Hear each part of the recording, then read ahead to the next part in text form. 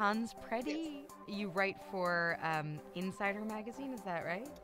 So I'm the parenting and health editor for Insider. I don't do a lot of writing. I do mostly all of the behind the scenes to get other Mm. people's stories ready for everyone to read. Wow. Can you tell me more about editing other women's? Is it just women or is it men too? Their parenting stories, journeys for all to see and hear. It's women, men, non-binary, anyone who Mm. has a really interesting story. I'm here for it. And I've been working in the parenting world for quite a while now. When I had my first kid 4 years ago, I felt like media wasn't telling real stories of parents. Like it Yeah. was all still sort of like romanticized and like everyone's happy and you love it, and I wasn't loving it, and I had like a real struggle with that. So I kind of pivoted my career into parenting journalism because I wanted more real stories. And that's what I do at Insider. I try to get like a diversity of voices, a diversity Mm. of experiences. I feel like still the world of parenting is of content, right? Of like media is still targeting white straight moms. Yeah. And there are far more types of parents than just that, right? So that's what I try to do in my role of just finding really interesting and different stories to tell. Oh my gosh, I'm so grateful for you. I'm trying to do the same as well. This is our this is our baby that's we're trying to offer different lenses of parenthood because I think there's this like predominant narrative that like first of all you're going to love it, which Right, is fucking bullshit because it's like this deep intense immersive experience. You can't love all of it. That's impossible. right, right, right. It's like unrealistic. Like there's gonna be highs and there's gonna be lows, but I feel like as a new mom, I was only expecting the highs and no one warned me about the lows. And then when they hit me, I was just like, oh, maybe I wasn't meant for this. Or Right, like, like what did I something's get wrong with myself you. into? Right, Yeah, because exactly. that's also what I think what culture would have us believe is that like if there's any emotion other than happiness, really at any time, it must be something's faulty with me, which is nonsense. I mean, we're not created to just be one note all the time. That's not music. That's just one banging sound over and over and over again. We're this like Right, glorious instrument. right. And I feel like that depiction, while it's changing on social media, but like there's still a lot of like mom influencers who are I that know. note, just happiness. And I think it's so damaging because, like you said, like we are a range of emotions beyond parenting. Like humans have all these like intrinsic emotions.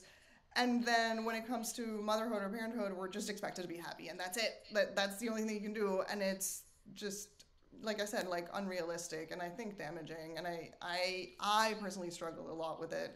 I actually also wrote a pregnancy journal, which Mm. is kind of cheekier than most like pregnancy journals because I felt like you said like there was no room for my emotions when I was pregnant beyond this is the best thing that's ever happened to me. Like, oh, I'm puking for the fifth time today, but this is the best thing that ever happened to me. Like, no. It's so bizarre. Like I had this experience when I was pregnant where I was like, wow, this is like such a spiritual experience and also physically disgusting. It's so ew. Bleh. But I would follow do you ever follow like Australian moms who seem to like be like sun-kissed and Yes. And blonde, always long why hair. are they so peaceful and happy and like fucking gorgeous all the time? And Right. I allowed myself to be brainwashed by their highlight reel, you know? Yeah. And Yeah. so it distanced me further and further from my own experience, which is, as we say, just more human than that. Yeah. I do you Yeah. ever have the experience where you're at a sort of, mom, influencer, or writer, journalist event? And like, you're having real conversations with women where you're like, oh, the puke is in my hair or whatever is happening. Like, I don't really want to hang out with my kid or whatever, honest talk. And you're like, wow, that's so strange. I don't see that reflected in your work at all, and I'm here for it. I open arms. Like, Right. do you have that experience Yeah. ever? I mean, I haven't been to an event in so long. I had twins in March 2020, and like I feel like Wow. I've been living under a rock since. Yeah, Like, I mean, for good reason. You know, our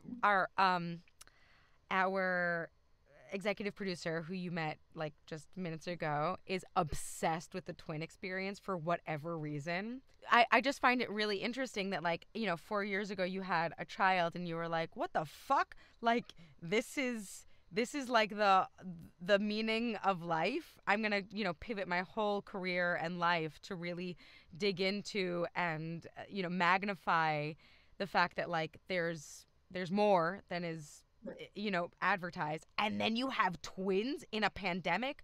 Tell me. yeah, I feel like someone is playing like a sick joke on us. I mean, our son was an incredibly easy baby, like Mm. incredibly easy. And so my husband and I'm an only child, and I thought I didn't want kids. And then I met my husband, and I was like, all right, I'll have kids with you and just you because, like, I feel like we have a different sort of connection. So we had our first. He was an incredibly easy baby, and when he was 9 months old, we were like, okay, let's try again, What? expecting that it was going to take a while. I got him pregnant the first try, but I had a miscarriage. And again, one of the topics where I feel like there's more conversations happening now, but when it Yeah. happened to me, I was like absolutely clueless. I was like digging through the internet to try and find stories like mine, trying to prepare myself, and coming short. So, it's yet another aspect of parenthood where I feel like we should be more honest. Well, But if you want to dig into that, where you would literally have the mic, quite literally, and we're I always mean, here my for it. Yeah. experience, I felt like all of the stories that I read were like, I got pregnant, I started bleeding, then I wasn't pregnant anymore. And Mm. my story was I got pregnant, we went to an ultrasound, there was a heartbeat, everything looked fine. I continued to be pregnant, I thought. And when I went for, I think it was like my 10 or 11-week ultrasound, they were like, oh, wait, the baby hasn't, like, doesn't have a heartbeat and also hasn't developed at all in the last 4 weeks. But my body hadn't Gotten the like memo. connected the dots. So I then had to like make choices whether I wanted to take like the abortion pill and like figure it out at home, or if I wanted to go and get surgery at DNC to have everything removed, or just wait and risk getting an infection. So I was like, wait, I thought like a miscarriage looked like this like very organized timeline, and you get to process and feel all the feelings. And now I was here having to choose how to deal with it, not Mm. having all of the information on what meant for each. Um, I ended up having a DNC because I felt like, well, if I wait, I might get an infection, and then what does that mean? Like, I don't want to be in the hospital without my son. Um, I didn't want to take the abortion pill because I didn't want to see it happening. I was Mm. struggling a lot coming to terms with the fact that the pregnancy was over, and I just didn't want to witness it come Mhm. out of my body. Mhm. And so I got a DNC, um, and it's a pretty straightforward surgery. In fact, I wrote about it, but the recovery room was full of other women going Mm. through the same, whether it was circumstance or choice. And it actually felt really empowering at that time to be in a room full of women going through the same thing, because Mm. it made me feel less alone that I had even the day before Yeah. getting ready for that surgery. I was like, it was a feeling of like, oh, this is more common, and we're all in this together, and we're all like going through it, and it was weirdly empowering. Um, It's so common, and you know what else is common is feeling alone, yeah, which is really antithetical to our nature. yeah, It's not how the female body is supposed to be nourished. We're supposed to be close to each other, right? Wasn't there a right, time when there would be the red tent and we would just all bleed together and right, chat and cry and scream and whatever yeah, else we would want to do? And giggle and have some time off from our people. That feeling of loneliness, I think sometimes when we feel so alone, which you are absolutely combating with your life's work, that feeling of loneliness is not, as we said, something that's wrong with us. It's something that's wrong with society. Right, right. And I remember I posted about my miscarriage on my Instagram account, and then so many of my very close friends started texting me saying, "Oh, I went through the same thing a couple of months ago," and I'm like, "Excuse me, we talk about our periods, we talk about our husbands, we talk about our sex life, but you never told me that you went through the same thing. Why? Like, Why? why are we holding that back? And It's why? Why did it's they hold it yet back? another event." Right. But why did they hold it back? I think there's a lot of, I mean, I don't want to speak for them because I don't know what they were internally dealing with, but I feel like there's Mm, some sort of shame, like I wasn't able to do this. Um, like even though I knew it wasn't my fault, it still felt like I did something wrong. With all the information that I had and all like the stories that I have read, it's we only hear the happy story. It goes back to that. We only hear the happy story. So when you don't have a happy story, it's like, oh, I'm the one that's failing, instead of like, no, actually, this is really common and it's just part of the process. it really is part of the process. We had discussed this with a guest earlier on, um, and and I said then, and I'll say it again. Like sometimes the body just needs to practice, and also like Right. eyeballs, legs, a soul. Like these Right. are like huge undertakings that like you're making, like you're eating pizza, and then 9 months later you're just like exiting a person out of your body. I mean, come on. The Yeah. idea that Yeah. the idea that we have just like suckled on shame like it's some sort of nutritious, thing that Yeah. it's not this like shame spiral that like we keep perpetuating in ourselves and in each other has got to end. It's got Yeah. to end. And like I always say, like having had three kids, like I'm amazed at what the body can do. It's like fascinating. Like you said, the fact that you're growing nails and hair and a brain and eye, like what? Wait, what And about the like fact that you grew two of those at the same two time? at the same But time. I cut you off because I was just so impressed that you could do that twice in one go. Right. It's like mind blowing when you like stop to think about it. And of course, it can go wrong at times. Like you said, like the body might be practicing. It might like I don't know. We need to like remove the shame from having a miscarriage. But anyway, after having the miscarriage and the DNC, I was like, okay, now I really want to have another kid. It was like it kind Mm. of like the fact that I lost that pregnancy like amplified my feelings of like I really want to do this again. Um, and it took a little while. I was starting to get like anxious about like what if now we can't have another kid? Like what are our options? Um, and then of course the I said to my husband like, okay, the summer's coming, let's stop trying. I just want to enjoy the summer and like drink beers and be at the beach and like not have to think about when am I ovulating, we need to have sex today, we need to plan like and of course Oh that month God. I got pregnant. Yep. And because I had had the miscarriage, my doctor was like, come in immediately for an ultrasound just so we can make sure that everything is looking fine. And so I went in when I was 5 weeks pregnant, which is pretty early. And there was silence in the ultrasound room. The technician kept poking around, and I was like, here we go again. It's bad Yeah. news again. And then she's like, I need to call the doctor. And I was like, oh boy. And the doctor comes in and she's like, it's twins. And I was like, what?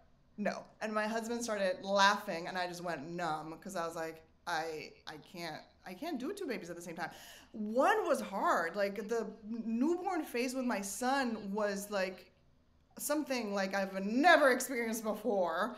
I had postpartum anxiety. I had to like figure out how to be a person like with another person attached to me all the time. Like it was such a learning curve, and I was like, wait, now you want me to do that with two at the same time? Wait, Like I and have a can't. toddler. How old was your And have a son? toddler. Yeah, and have a toddler. And their age difference is exactly 2 years. The girls were born 2 years and 2 days after my son. So like having three under, we almost had three under three. Or did we? No, we had three under three. Yeah, we had three under three, which was insane. Everything's a blur now. You Um, did that. You did and that. yes, yes. I deserve a gold medal for that. You do deserve a But gold medal for you deserve 3 gold medals at the very least. yes. um, but I was not into being pregnant. Like the pregnancy was from the get go harder, just because there were more like my hormones. I think it. So my More son, well, hormones? my son is a boy, and their twins are two girls, and I really felt a difference in how I was like I had constant morning sickness and like I would sleep all day and I was just a blob. I was like sweaty and stinky and pukey and really not enjoying it for And you for a had a while. and you had a kid who was about a year old on top Yeah, of what was going on on top of inside of that. you. Yeah, Cool. yeah. And it was Cool, like a cool. heat wave in New York and like everything smelled like garbage to me. It was a low point. No, but everything does smell like garbage. That's not that's fine. That is true. That's a Yeah, fact. that is an actual fact. And it wasn't until I went in for my ultrasound at 20 weeks that There's I a big started getting scan excited at the about 20-week pregnancy. scan. I just want to tell the listener Right. just that there's a big 20-week scan where you just point out 5 fingers, 5 toes, 2 eyeballs, like all of this, just making sure that everything is going well, because you know that you can't see that you can't see any earlier than 20 Right. weeks. And I'm Right. surprised with twins that you could see all the pieces and parts then Oh, I too. Do mean, they develop at the exact same rate as a singleton? they do. I mean, the tech had to do a lot of maneuvering because they were so tight. And so, like, finding baby A's leg was like, oh, it's like under the other baby. So it took like an Wow. hour and a half to the point where, like, by the end of it, I was getting nauseous from like lying down on my back for so long. But it's like the first ultrasound where they look like actual babies and less Mm. like Dots. blobs, in my opinion. Yeah.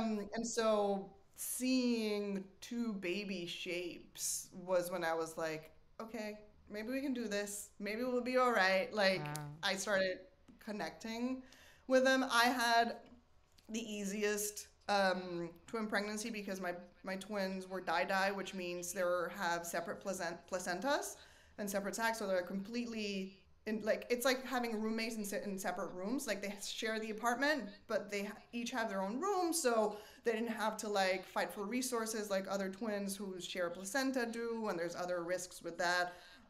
Mine were completely separated, so it was as if I had two singletons just at the same time. So Wow. that made it, even though it was considered high risk because it was two babies, it was a pretty standard pregnancy in terms of what to expect. I Standard for only them, had not moral standard concern. for you. Right. Yes. Yeah. Yes. They I were was doing great and you were puking all the time. correct. Yes. Well, And I am by actually glad for them. I genuinely am, just for the record. I love babies. yeah. Just wanted to clear that up. And like I think it was like 23 weeks or 24 weeks, I had to start sleeping with like a ramp, like basically sitting up because I Mm. was so big that if I were to lie down, I couldn't breathe because of the Mm. amount of weight that I was carrying. So I spent the last 12 weeks of my pregnancy sitting in Well, bed, basically. 3 months of your life. 3 months of my life not Were able to like sleep horizontally. were they full term? Yeah, they were born at 38 weeks and a half. Wow. Yeah, my OB said that she would have let me go until 39 weeks max because I had had a C-section with my son. So, two babies means that your belly is significantly bigger. And so she was afraid of my scar opening up. So she said 39 is the cutoff. but she didn't do surgeries on Fridays. She only did surgeries on Mondays, I think, or something like that. And so it was 38 and a half. And she didn't think that I was going to make it. Like it was a Monday and she was like, should we move it to the Friday before? Should we push it just in case? And like I said, my kids are 2 years and 2 days apart. And I was like, no, no. February 27 is my son's birthday. I'm not having three kids with the same birthday. Like the Right. twins already are going to have so many issues with identity because they're identical. They can't share a birthday with my son also. And that year was a leap year. And I was like, they cannot be born on February 29th. I can't have twins on a leap year. Like, it's just too much. So, like that last weekend, I literally did not move. I was just like, I'm not even gonna tempt fate by like getting up to pee. I'm just gonna like stay still until we go to the hospital. What did you do for your son's second birthday? He was sick, and we Oh, think now that it might have been COVID because oh back then no. we didn't like we COVID. We were already talking about COVID, but like we weren't testing. Like we didn't have all the information. He woke up with like double pink eye and like a fever and like a cold, like out of the blue. That then resolved very quickly shortly after. I remember being like, "You can't get sick. I'm going to the hospital to have babies in 3 days. Yeah. Like, don't do this to me." Yeah. So we didn't do anything. He had like cake and balloons. Oh, great. Perfect. I'm 10 Yeah. years and 2 days younger than my older brother. And that's because my mother also, had three C-sections. And she was like, I cannot Right. have this child be born on Eric's birthday. Like, Right. by the way, for the past 37 years, it's always been a thing. Like, he always needs his own birthday celebration and then mine. And, like, I get it. I totally get it. But she was like, you had to wait. Like, Yeah. you just Yeah. either had to come early or you just had to, like, give him Yeah. at least a day or two. So with C-sections, this is the good news about C-sections. You can sort of fudge it here and Yeah. there. So Yeah. you just missed the COVID wave as you were having your twins, or did? Yes. Oh my God. No, so we went in. My husband was with me all the time. My doula was with me all like the whole time. My parents were able to come into the hospital to meet the girls. Our nanny brought our son to meet them at the hospital because we wanted him to come instead of just us showing up with two babies and being like, here they are, Of like course. your new roommates. So we were able to do all of that, and I remember being in the hospital and the hospital pediatrician came to like check on the girls to see how they were doing or whatever. And we were watching the news and they were talking about COVID. And he like looked up and he was like, they're exaggerating. It's not going to be as bad as they say. And, that day we got discharged and a couple days later the whole world shut down. And I still have that Wow. doctor's face in my head because I was like, he was so confident. He was like, not a problem. And then, Wow. here we are 2 years later. I mean, what a reminder that doctors are just people. Yeah, They're just for people. real. Yeah. And we were in New York at the time, and now we live in Maine. And that Mm. happened because, uh, everything shut down. Our nanny was like, I can't come. Obviously, Right. we had a night doula for like, I think we had booked her for like 6 nights so I could recover from the C-section because I lost a ton of blood. I was anemic. I could hardly stand up. So we were like, okay, we need extra hands. She was like, I can't come either. Um, and then my husband was like, should we leave New York? Like, this is starting to get scary. But I still hadn't had my 2 week post surgery checkup with my OB. And So then I you was like, would okay, you know normally what? have a 6-week checkup. Right. You have like, so she wanted to see me at 2 weeks and at 6 weeks, which I'm thankful for because a lot of people just get seen at 6 weeks, which is just outrageous, especially if you had a C-section. Like Yeah. major surgery. Like just make sure that everything is okay. Everything was put Um, back. Like, just, right. Right. Yeah. So I went in for my 2 week appointment and she, like in front of a room full of pregnant people, was like, you lucked out because now we're not letting anyone come into the OR for C-sections or births or whatever. And she was like, and also I'm not going to be seeing you for your 6 week post-op appointment. Everything looks fine. I'll see you in like 6 to 8 months. Oh my And so God. I came back home and I told my husband that, and he was like, "We're leaving." And his family is from Maine, and they used to when he was a little boy, they used to live in a pretty remote farm in the middle of nowhere, which the family still owns. So we packed our 2-week-old twins and our two Oh year my old and our God. 2 dogs and drove through the night from New York to Maine. We got there at 3 in the morning, and we are still here. Wow. So, I mean, there's a lot to unpack there, but I am going to honor Laura's deep curiosity about twins now. I'm just going to go for Yep. it because how do you tend to two people at the same time? Did you breastfeed both? Is So that I possible? attempted to. It's possible. It's possible. I attempted to. One of them was a really good breastfeeder. The other one was terrible. And so when we had more hands to help with our son, they were exclusively breastfed. Then we moved, and it was 2 on 3. We were completely outnumbered and just impossible. And you were So working. Were you work you were on maternity leave, but was your we were both on leave. We were both on Oh, leave. Yeah, yeah, I know. That praise be. really helped. Yeah, Yeah. great. I'm And so my glad. husband actually had a better leave than mine, so he was out for 6 months, Oh, which really helped with me going back to work. I'm so glad. Um, but yeah, when we had to optimize time, so I started pumping, and I was Great. like, all right, I can pump and like bottle feed a baby while my husband is bottle feeding the other one. But really, how you tend to twins is you have to put everyone in a schedule and do everything at the same time. Like if one of them woke up in the middle of the night to feed, we would wake up the other one. If we had to change one, we would change the other one. Like whatever we did with one, we did with the other, so they were in sync with their needs. And how does that look now that they're nearly 2? They're two, yeah. Or they Uh, are 2 already. Oh my gosh, they're the same age that your son was when they were I born. know, I know, and I can't Wow. process that. That to me is It's like a hard to complete mind trip, and I'm process. like, where did time go? How is it that Um, they are the same age? it's crazy. Yeah.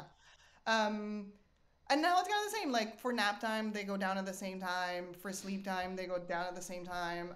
We actually talked to a sleep scientist recently because one of the twins is kicking our butts. She is growing and teething and like having struggles with like sleep at night. And she was like, "Oh, it's very easy. Just put her down an hour later than her sister." And we're like, No, no, we can't do that. If we go in after the other one's asleep, she's gonna wake up, and then it's gonna just be a snowball of disaster. So we keep them on the same schedule. The only thing that we do differently, I guess, is they're now going to like a Montessori school, and they go on alternate days. So one Oh, that's goes cool. Monday, Wednesday, Friday, and the other one goes Tuesday, Wednesday, Thursday. So they can have independent time, just like making Yeah. friends by themselves. And also, we get to know them as an individual instead of like as the twins, right? Like I their love that. personalities are completely different. And just being able to have that time one on one is how we discovered it. And how does your son factor in when it comes to like special time and still getting to know him? He's still so little. I mean, he's a champ. The amount of change that he went through in such a little time, like he, lost his, we stopped working with his nanny, which was to us like a third grandmother. Oh I yeah. miss her dearly. And if I could have, I would have moved her to Maine with us, but she had her whole family in New York, and she was like, no, thank you. But like, she was part of our family. So he lost her. And then two babies came into his world. And then we left New York and moved to a farm. Like, he was a city kid through and through. He's like, what is grass? And then started going to school, and he was so good through all of that. Wow. And we now like we actually make a point of having one-on-one time with him. We like sign him up for sports, not because we necessarily want him to be like a sporty kid, but because it's an excuse for my husband and I to like go skiing with him and Wow, have, skiing. time alone, and do other things that don't involve his sisters. Yeah.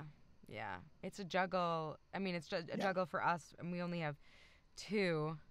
It's kind of amazing to hear. Like, I think, like, there's like this idea of American parenting where, like, everyone's a snowflake and everyone's so special, and on some level I buy into it, and on another level I'm like, you know, they just get on with it, like if their diaper didn't need to get changed and it got changed an extra time, like they're okay. Yeah. If they had to Yeah. move to like a new town and a new school, and like they have a lot of um, adaptation energy. Like they're okay. They're gonna be Yeah. okay. They don't need to be sort of like coddled in this way. I'm reminded of that when I think of twins, because I'm like, you can't go too deep Yeah. into the did you get enough time, and did you Right. just Yeah. like you have to trust that they are fully fledged human beings. I mean, you tell me, I don't know. No, I completely agree with what you're saying. Like, I'm from Argentina and we moved around a lot because of my dad's job. I lived in like 3 or 4 different countries, and my husband always lived in the same house his entire life. And when, we still have like conversations where I'm like, I can't be in the same place. Like, I can't be, like, I need to move. And he's like, but what about our kids? And I'm like, what about them? They'll just adapt, just like I did. Yeah. And he's like, but you were just one. And I'm like, but it's fine. Like, I'm fine. You clearly married me. Like, I am well adapted. Like, they're going to be fine. And I think, like, I agree. And also, like you say, like, we've had to been less precious with the twins. Like, we were incredibly precious with our son. Everything was a thing. He was our first. But with the twins, we're kind of like, you know what, figure it out. Like, Right. here's a toy. We can't sit for 3 hours and like play with you because we need to cook, we need to clean, we need to like we need to do all those things. Play with your brother, play with your sister, like figure it out Yeah. on your own. And I think that that fed into things like the twins started walking before my son did. Like he started walking, I think, at like a year and 2 months or 3 months, and one of the twins started walking at 11 months Yeah. because She he needed had to to. be more Yeah, independent. she needed to. She Right. needed to get that toy. She needed to Right. do that thing, and like no one was going to like do it for her. Yeah, yeah. Although, but there's also things like, you know, and for a while I thought it was just our twins that are like whinier than what our son was at this age. But after talking to many other twin moms, because also when you find a twin mom out in the wild, you just like you bond to like in a different level. It's when you find a mom, you're like, oh, we have things to talk about. When you find a twin mom, you're like, oh, you get me. Like no Yeah. one else understands. So Yeah. I've talked to many other twin moms, and there is that thing where at this age, I can't hold both of them. They're like so heavy. They're like full on toddlers. But if I pick one up, the other one's like heartbroken. Right. And if I switch, then the other one's crying. And there's like a lot of whining and screaming that, you know, it's hard to deal with. But we can't, again, goes back to the thing, like we can't do everything for both because it's two little people of the same age with similar needs that, when you're outnumbered, you just have to push through. Yeah, and I think like it does require a sort of like increased tolerance for that experience where you're like, I can't meet all of your needs. And it's true for the singleton also. It's Yeah, absolutely true. It's true for every relationship in life. I cannot meet all your needs. That is the actual truth. But with yeah, with a twin experience, you're just met with it, more often than not. Like yeah. you know, what a beautiful, brutal, loud message. Yeah, and I think that having had a singleton before the twins, even though it makes things more complicated now because, like you said, everyone needs our attention. Um, Having had the experience of having a child before having the twins prepared me to at least know what to expect from newborns. I know of parents who had twins the first time around and they're still completely and absolutely traumatized and like still processing Oh, everything they went through because, if having your first kid is this like life-changing moment in a way that you don't really know how it is until you go through it. yeah. Doing it with twins is just like Like, No, don't you thank need you. help? Like, don't you just like actually need to invest in Yeah. like Oh, absolutely. Absolutely. a doula or a baby nurse? I mean, that's a hard pill to swallow because some people genuinely cannot afford that. You know, Yeah. maybe they have family, but like overnight. I Yeah. mean, Yeah, overnight. I mean, I always like people always ask me like, "What are your favorite product for twins?" And I'm like, "Sure, there are things that you're gonna need two of, and there are like things like double strollers are incredibly helpful. But I feel like postpartum, you don't really need more than just extra hands, and like it can be by paying someone to come help you, by having a friend come and hold a baby while you can like go take a shower, by having family move in and help you do laundry and feed you and like j- I you just need to invest whichever way you can into having more bodies at home, especially postpartum. And then as they get older, sure, there's like things you can buy or get or whatever. But like that was, I think, my biggest learning when the twins were born, especially because we lost all the help that we had prepped for Yeah. because of COVID. And I was like, oh, yes, everyone was right. Help is what you need most of, not bottles or burp clothes or like cute onesies. Like, that's pointless if you They're don't have like fine help. naked actually. They're I mean, as long as they're wearing a Totally, diaper, they're totally. okay in like a well-heated home, like Yeah, yeah. what they need are, bodies to lay on and love and, eye contact. And Right. you. So we're nearing the end of our time, and I could pick your brain forever. Actually, Laura's popping on because you know how she needs to talk about the twin situation. Laura might be twin obsessed because her husband has twins in his family, and maybe she's like ever so slightly petrified that that gene will just like manifest inside her womb. So like whatever you can do to assuage her anxiety, or not, or just tell it to her straight like you do, that would be great. I mean, I was petrified of twins. Like I said, I was in complete like denial that this was happening, and it is one of the hardest but like most magical Hmm. things that I've experienced in life. Like being able to see two humans that I grew inside of me be completely different to each other and like be their own selves is like absolutely mind blowing. And also seeing like their relationship is just having like, front row seats to that is a true gift. It is so hard and so expensive. Um, I am a true believer that you don't need two of everything. You need two of the basics, like short two cribs, short two car seats, short two like high chairs. Everything else, I'm like, share it. Figure it out. We don't have like a closet for one and a closet for another one. I just buy clothes in their size, and whoever wants to wear like the rainbow shirt gets to wear it, and then the next day it's the other one. Like I just try, especially at this age, to be as frugal as possible.